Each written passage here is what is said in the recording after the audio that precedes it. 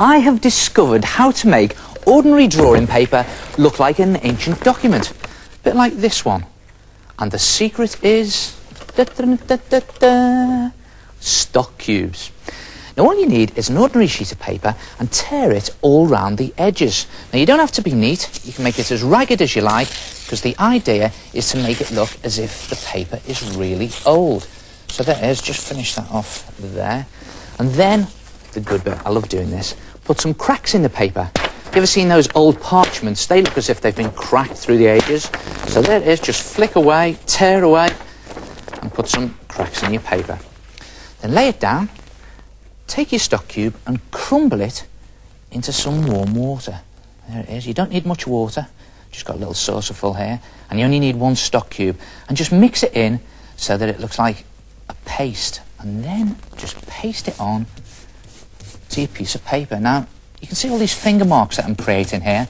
Doesn't matter at all, because it all creates to the final finished effect of your document. Just smear it on, rub it in, right in the corners. You can even see those little blobs of stock cube that are on there. That doesn't matter either, because when they dry, they look like little bits of old parchment. There it is. Now you've got to do this on both sides, and then put it to one side to dry.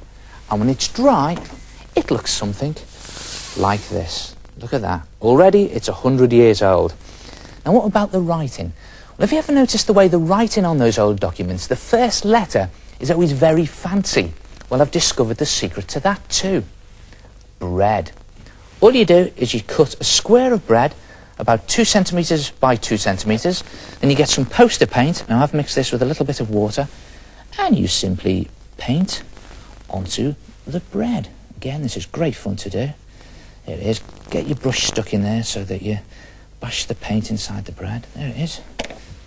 And then I'm going to print onto my document. Press the bread down, pull it away, and you get this sort of bobbly textured effect.